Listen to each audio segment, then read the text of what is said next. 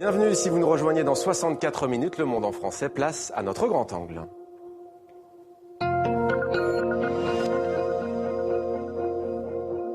Les élections européennes approchent à grands pas. Le scrutin se tiendra du 22 au 25 mai prochain.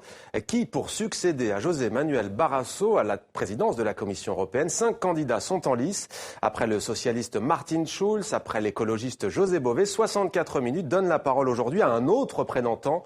Guy Verhofstadt est le grand témoin de votre 64 minutes sur TV5 Monde. Bonsoir Guy Verhofstadt, merci d'être avec nous en direct de Bruxelles. Vous êtes député européen, vous êtes donc candidat des libéraux démocrates à la présidence de la Commission européenne. Alors l'Union européenne a adopté des sanctions contre la Russie dans la crise ukrainienne, mais on a le sentiment que les 28 sont plutôt impuissants dans ce dossier.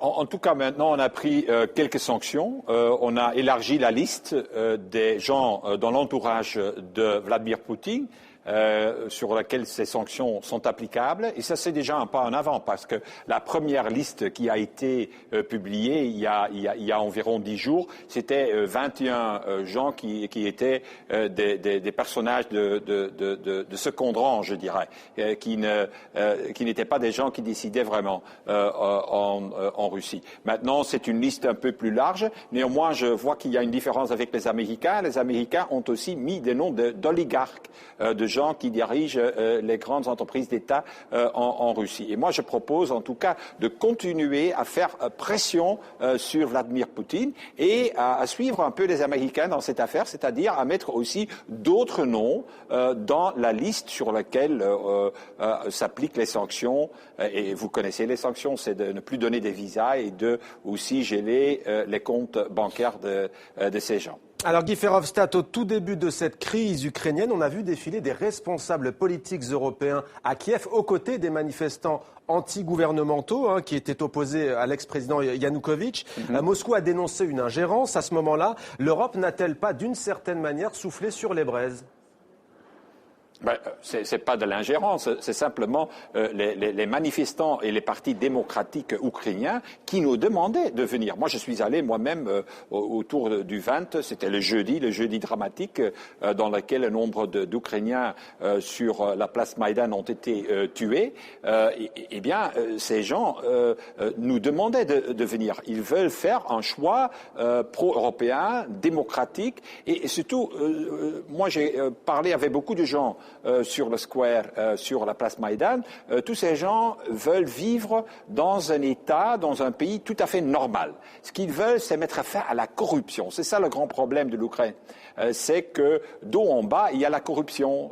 Pour les soins de santé, il faut payer. En principe, ils sont gratuits, mais on va payer pour ça. Pour avoir une décision d'un tribunal, il faut payer. Pour être élu comme membre du Parlement ukrainien, de la Rada, il faut payer aussi. Donc c'est un pays complètement corrompu et les gens ne veulent plus vivre dans un pays pareil. Et c'est pour cette raison que nous, Européens, doivent soutenir toutes les forces démocratiques en Ukraine et qui ont fait ce choix de la démocratie. Alors Guy Verhofstadt, vous le savez sans doute, TV5 Monde, la chaîne francophone mondiale, est beaucoup regardée en Afrique francophone, notamment en Centrafrique. L'Europe ne commence-t-elle pas par la défense, Guy Verhofstadt? D'ailleurs, le titre de l'éditorial du journal Le Monde en France aujourd'hui, je vous le lis, la défense de l'Europe et le renoncement des 28. Et le renoncement des 28 membres de l'Union européenne. Ce qu'il faut naturellement, c'est certainement envers l'Afrique des efforts beaucoup plus importants du côté de l'Union européenne. Ça c'est clair. On le fait de temps en temps. Quand il y a un conflit, il y a quand même déjà par les États européens des initiatives qui sont prises dans certains pays. Et dans quelques jours, il y a aussi un anniversaire, si je peux utiliser ce mot-là, très dramatique qui va se faire, puisque il y a 20 ans, le 7 avril, il y a 20 ans, un génocide est éclaté au Rwanda.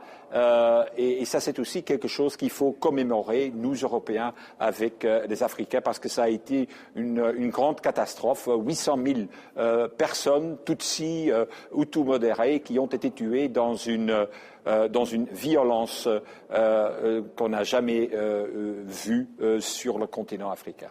Alors on va maintenant aborder la crise économique. Guy Verhofstadt, avec ses conflits, la Centrafrique, l'Ukraine, elle était moins médiatisée, cette crise, et pourtant ces derniers jours, elle revient sur le devant de la scène avec un rapport parlementaire qui fait beaucoup de bruit, un rapport qui critique très sévèrement les politiques mises en place par ce qu'on appelle la Troïka, la Banque mondiale, donc le Fonds monétaire international et la Commission européenne que vous briguez, l'exécutif européen. Quel bilan tirez-vous à titre personnel de cette politique mise en place par la Troïka depuis 3 ans ? Mon bilan est que cette crise a été mal gérée par les leaders au niveau européen. Mais la question est de savoir qui est à la base de cette mauvaise gestion. Pour moi, c'est le système intergouvernemental qui s'est mis en place depuis la crise financière. Ce sont en fait les 28 chefs d'État et de gouvernement qui, pour le moment, par le biais du Conseil européen, gouvernent l'Europe. Et ils ont pris leurs décisions beaucoup trop tard. Chaque fois qu'il fallait prendre une décision, ils ont traîné et encore une fois traîné. Prenez par exemple la crise bancaire. Chaque économiste sait que pour se remettre d'une crise, il faut d'abord résoudre le problème bancaire. Justement pour que l'argent qui est dans les banques peut transférer, peut être mobilisé dans l'économie réelle pour des projets d'investissement dans l'économie réelle. Eh bien, ça, c'est maintenant 6 ans après la crise financière et on est encore en train de discuter de cette union bancaire avec les chefs d'État et les chefs de gouvernement.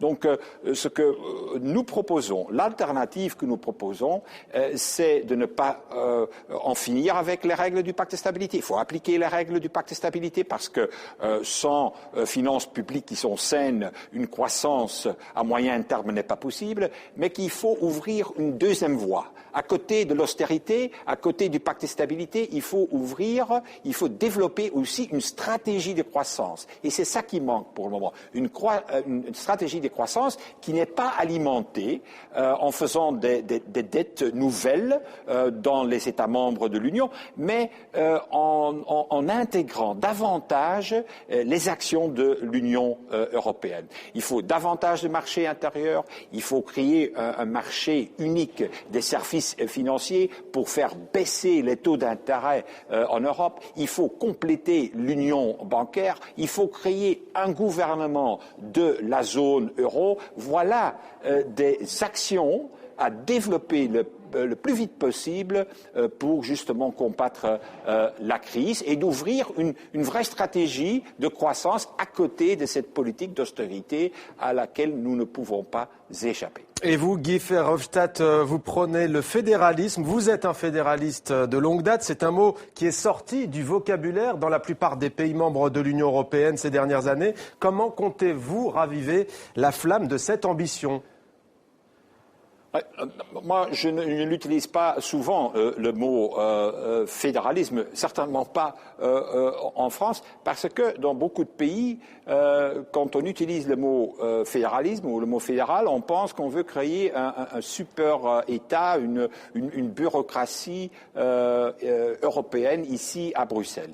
Et moi, je suis contre ça. Moi, je veux que l'Europe intervienne dans les domaines où elle peut avoir une valeur ajoutée, où elle peut avoir une valeur ajoutée pour les citoyens et pour les entreprises. Sur ces domaines-là, il faut davantage d'intégration européenne. Et de l'autre côté, en ce qui concerne les régulations, moi je pense qu'on peut aisément avoir moins de réglementation, moins de régulation au niveau européen. Donc je dirais moins de régulation exagérée et plus de politique commune. C'est de ça qu'on a besoin au niveau européen. Et dans certains pays, on appelle ça le fédéralisme européen. Dans d'autres pays, on a d'autres dénominations pour ça. Alors en attendant, Guy Verhofstadt, beaucoup d'Européens ont le sentiment que l'Europe n'est plus la solution, mais davantage un problème. On vit, semble-t-il, une période de repli. Est-ce que c'est votre avis ? C'est évident qu'il y a beaucoup de mouvements nationalistes et populistes aujourd'hui qui disent aux gens, voilà, on est dans la crise, pour vraiment se remettre de la crise, eh bien, retranchons-nous derrière nos frontières nationales. Et ça, c'est naturellement une erreur à ne pas commettre. Une erreur à ne pas commettre parce que tous les problèmes que nous connaissons aujourd'hui en Europe, ce sont des problèmes transnationaux qu'on ne peut pas résoudre au niveau national. Par exemple, le changement climatique. Comment vous voulez qu'on résout le changement climatique État par État, État membre par État membre? C'est impossible. La même chose pour la migration illégale qui vient du continent africain, par exemple. C'est quand même beaucoup mieux de développer une politique européenne de migration légale au niveau européen plutôt que de continuer à avoir 28 politiques migratoires différentes. La même chose avec tous les problèmes de la crise financière. La crise financière a été causée par des produits toxiques financiers qui ont vraiment déstabilisé les systèmes financiers aussi en Europe. Pour régler cela, on ne va pas faire ça État par État, État membre par État membre. Pour ça, il faut une régulation qui a été préparée par M. Barnier. Il faut une régulation au niveau continentale, au niveau européen. Donc, ce que les nationalistes, ce que les populistes, ce que les eurosceptiques nous racontent, ce sont des mensonges. Ce n'est pas au niveau national qu'on va résoudre la crise, le chômage, le changement climatique, la migration illégale. C'est au niveau européen. Donc, il faut réinventer notre souveraineté au niveau européen. Et la meilleure façon pour vraiment défendre les intérêts au niveau national, l'intérêt français, l'intérêt allemand, l'intérêt britannique, l'intérêt belge, c'est de le faire au niveau européen. Alors, vous évoquez les intérêts dans chaque pays. Il y a des municipales en France en ce moment. La Belgique s'apprête également à renouveler ses bourgmestres, à voter pour des municipales. Est-ce que ça ne révèle pas un échec des politiques européennes, Guy Verhofstadt ? Je ne pense pas qu'il y a un échec. On va voir, je suis persuadé, pas seulement des bons résultats pour les populistes et les nationalistes et les eurosceptiques dans les élections européennes. Moi, je suis persuadé que dans beaucoup de pays, il va y avoir des listes pro-européennes qui vont émerger et qui peuvent même gagner ces élections. Je le vois en France, par exemple, où le UDI et le Modem, ensemble, ont créé une liste commune, les Européens, qui va vraiment lancer des propositions pro-européennes. Je le vois en Italie, où 14 partis pro-européennes se sont mis ensemble sur une liste. J'ai aussi lancé une liste en Pologne, Europe Plus, en Tchéquie, en Autriche, en Grèce, en Hongrie. Donc peut-être il va y avoir une surprise. Il y a chaque fois pendant des élections une surprise.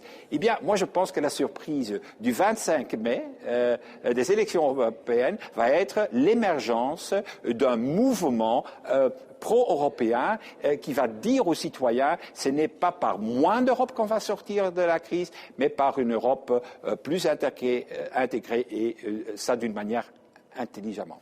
Merci beaucoup Guy Verhofstadt d'avoir témoigné sur TV5 Monde, de la chaîne francophone mondiale. Je rappelle que vous êtes le candidat des libéraux démocrates aux prochaines élections européennes. Merci à vous Guy Verhofstadt.